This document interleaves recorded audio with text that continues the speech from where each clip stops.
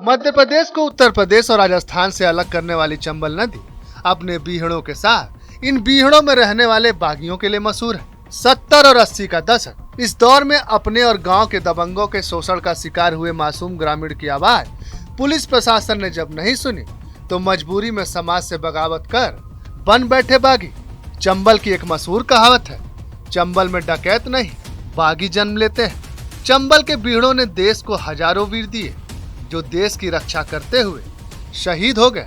वहीं इन बीहड़ों को दूसरी पहचान मिली है यहाँ रहने वाले बागियों से। चंबल के बागियों की लिस्ट तो बहुत लंबी है, लेकिन कुछ नाम ऐसे हैं जैसे फूलन देवी, पान सिंह तोमर, मलखान सिंह, रमेश सिकरवार, जो आज भी चंबल के बीहड़ों में सुनाई देते हैं। इन नामों पर बात फिर कभी मौका आने पर करेंगे, लेकिन फिलहाल हम बात करते हैं पालपुर कूनो और इसी इलाके में रहने वाले पूर्वदस्यु रमेश सिकरवार की। आज जितना कूनो पार्क की चर्चा देश विदेश में हो रही है, उतनी ही चर्चा कूनो इलाके में रहने वाले पूर्वदस्यु रमेश सिकरवार की भी हो रही है।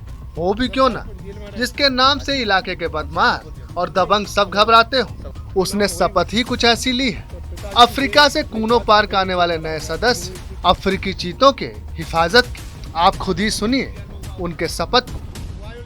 मैंने ये प्रतिज्ञा की है कि अगर जो शिकायत नहीं मानेगा तो उनके हाथ पर काट डालूंगा मैं। अच्छा, जिंदा जिंदा तुम रहोगे, दुनिया देखती रहे कि इनको हाथ क्यों काटे। इन्होंने चीतल मारा कि चीता मारा, हिरण मारा, इसलिए फिर हाथ काटे। जी उनको न्याय सजा मिलेगी। दस्यु रमेश सिकरवार को जानने के लिए हम चलते हैं 70 और 80 के दशक में। रमेश सिकरवार का परिवार मुरैना जिले कराहल तहसील के लहरोनी गांव में रहता था, जहां सभी लोग मिलकर खेती किसानी करते थे। रमेश सिकरवार उस समय छोटे से बच्चे थे। इलाके के ही सरकारी स्कूल में 7वीं क्लास में पढ़ते थे। इस दौरान रमेश सिकरवार के पिताजी और उनके भाइयों में जमीन को लेकर विवाद होने लगा। रमेश के दबंग चाचा ने अपनी दबंगई के चलते उनकी जमीन पर जबरन कब्जा कर लिया। रमेश के पिता ने अपने भाई से जमीन वापस लेने के लिए कई बार मिन्नतें की, समाज और परिवार के लोगों से अनुरोध किया, पंचायत तक में गुहार लगाई, लेकिन उनकी सुनवाई के लिए कोई आगे नहीं आ रहा था। मासूम रमेश ने अपने साथ हुए धोखे का बदला लेने की ठानी।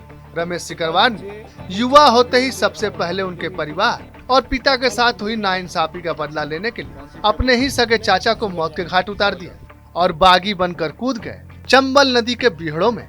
चाचा की हत्या के बाद रमेश सिकरवार लौटकर कभी वापस अपने घर नहीं आए, बल्कि बंदूक थामकर बागी का टीका अपने माथे पर लगाकर चंबल के बीहड़ों में दस्यु बनकर घूमते रहे। समय के साथ धीरे धीरे उनकी गैंग में नए सदस्य जुड़ने लगे और गैंग बड़ा होता गया। उस वक्त उनकी गैंग में लगभग 25 से 30 सदस्य एक्टिव थे। अपने दस्यु काल के दौरान उन्होंने 250 से ज्यादा डकैती की वारदातों को अंजाम दिया। वहीं 70 से ज्यादा लोगों की हत्याएं भी की। करीब एक दशक से भी ज्यादा वक्त तक चंबल के बीहड़ों में रमेश सिकरवार नाम का खौफ उन्हें फूलन देवी, पान सिंह तोमर, मलखान सिंह की कैटेगरी में लाकर खड़ा कर दिया था। साल 1984 में मध्य प्रदेश के तत्कालीन मुख्यमंत्री अर्जुन सिंह ने चंबल के बागियों को समाज की मुख्य धारा में जोड़ने का अभियान चलाया, जिसमें चंबल के बीहड़ों में दर दर भटकने वाले सभी छोटे बड़े डकैतों ने आत्मसमर्पण कर अपने अपने हथियार डाल दिए। इनमें रमेश सिकरवार भी शामिल थे। रमेश सिकरवार के पिता ने भी उन्हें आत्मसमर्पण करने की सलाह दी। पिता की बात मानते हुए रमेश सिकरवार ने 27 अक्टूबर 1984 को अपनी 18 शर्तों को सरकार के सामने रखते हुए अपनी पूरी गैंग के साथ मुख्यमंत्री अर्जुन सिंह के सामने आत्मसमर्पण कर दिया, जिसके बाद उन्हें मुरैना जिले की सबलगढ़ जेल भेज दिया गया, जहां रमेश सिकरवार ने अपनी सजा काटी। जेल में सजा काटते हुए रमेश सिकरवार ने अपने आगे की पूरी जिंदगी को सच्चाई और गरीबों की मदद करते हुए बिताने का संकल्प लिया। जेल से छूटने के बाद रमेश श्योपुर में आदिवासियों के हक की लड़ाई के लिए जल जंगल जमीन का नारा देने वाले गांधीवादी विचारधारा के तहत बनाई एकता परिषद से जुड़ गए, जहां उन्होंने देखा कि वर्षों पहले जिस जमीन के खातिर वे बागी बने थे, चंबल में आज भी वह समस्या जस की तस कायम बनी हुई थी। चंबल संभाग के ग्रामीण इलाकों में रसूखदार और दबंग आदिवासियों की जमीनों पर कब्जा कर लेते थे। ऐसे में उन्होंने इन जमीनों पर से कब्जा छुड़ाने की ठानी, लेकिन इस बार रास्ता बगावत का नहीं बल्कि अहिंसा का चुना गया। उन्होंने आदिवासियों की जमीनों को दबंगों से मुक्त कराने के लिए अभियान चलाया और गांधीवादी रास्ते पर चलते हुए कई लोगों को उनकी जमीनें वापस दिलवाई। आदिवासियों की जमीन बिना किसी खून खराबे के मुक्त कराने के चलते आज पूरे इलाके के लोग उन्हें अपना मसीहा मानते हैं। स्थानीय आदिवासी लोग कहते हैं रसूखदार लोगों ने उनकी जमीनों पर सालों से कब्जा कर रखा था। वे अपनी ही जमीन पर बधुआ मजदूरी करने को मजबूर थे, लेकिन उनके जीवन में उम्मीद की किरण बनकर रमेश सिकरवार पहुंचे, जिन्होंने गांधीगिरी से लड़ाई लड़ते लड़ते अब तक कम से कम 100 से ज्यादा लोगों को उनकी जमीनें वापस करवाई और दबंगों के खिलाफ उनकी लड़ाई आज भी जारी है।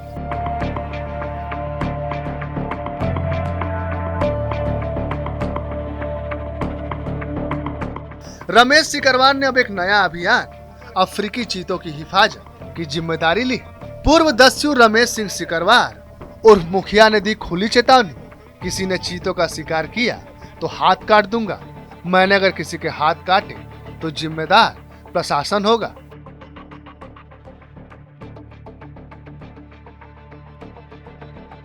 जंगल के आसपास रहने वाले शिकारियों के हथियार तुरंत जमा कराए प्रशासन। मैं अब बागी नहीं, लेकिन चीतों की सुरक्षा के लिए कुछ भी करूंगा। चीतों के आने से हमारे क्षेत्र का विकास जुड़ा है। निवेदन करेंगे, चीता मित्र तो बनाया ही है, पर आसपास जो क्षेत्र में शिकारी लोग बस रहे हैं, इनको मोगिया नाम से बोलते हैं। तो ऐसे वीरपुर है, श्यामपुर है, बियापुर है, अपनी सेंचुरी नेशनल पार्क है, उसके आसपास जो बस रहे हैं किनारों पर। अच्छा, इनकी सबकी बंदूक जब्त करना जरूरी है। अच्छा, बंदूक जब्त नहीं करेंगे तो ये लोग रात में जाते हैं, रात को सुगर चीता सांवर मारते हैं। कल वो चीता भी मार देंगे। उनको मौका मिल गया, क्यों 2-3 साल पहले उन्हें डिप्टी रेंजर को मार दिया था, गोली मार दी थी, वो मर गया तो वो चला जाता है। इनके हौसले बड़े हुए हैं। अब उनको भैंस से अपना लग रहा है। अच्छा, हाँ, 2-4-10 तो यहाँ चुके हैं शिकारी लोग। अच्छा, कि भाई साहब ये समझ में शिकार खेलना बंद कर दो। अच्छा, नहीं, तुम आपने जिम्मेदारी उठाई है प्रशासन से, बोला है। मैंने ये प्रतिज्ञा की है कि अगर जो है शिकारी नहीं मानेगा तो उनका हाथ पर काट डालूंगा मैं। अच्छा, जिंदा जिंदा तुम रहोगे, दुनिया देखती रहे कि इनको हाथ क्यों काटे। इन्होंने चीतल मारा, कि चीता मारा, हिरण मारा, इसलिए फिर हाथ काटे। जी उनको न्याय सजा मिलेगी। मतलब क्या सर? श्योपुर के कूनो में प्रधानमंत्री नरेंद्र मोदी 17 सितंबर को चीतों की सौगात सौंपने जा रहे हैं। अफ्रीका के जोहान्सबर्ग से जयपुर होते हुए 7 तारीख की सुबह कूनो नेशनल पार्क में यह चीते पहुंच जाएंगे। इन चीतों की सुरक्षा यहाँ के स्थानीय लोगों और प्रशासनिक लोगों पर है, क्योंकि यह 2 देशों के बीच का मसला है, जिसे बहुत संवेदनशील माना जा रहा है। जिला प्रशासन ने इलाके में 72 साल के रमेश सिंह सिकरवार के रुतबे को देखते हुए उन्हें चीता मित्र बनाया है। अब कूनो नेशनल पार्क में रमेश सिंह सिकरवार चीता मित्र है और उन्होंने चीतों का शिकार नहीं होने देने का संकल्प लिया है। रमेश सिंह सिकरवार खुद नॉन वेजिटेरियन है और शिकार के हमेशा खिलाफ रहे हैं।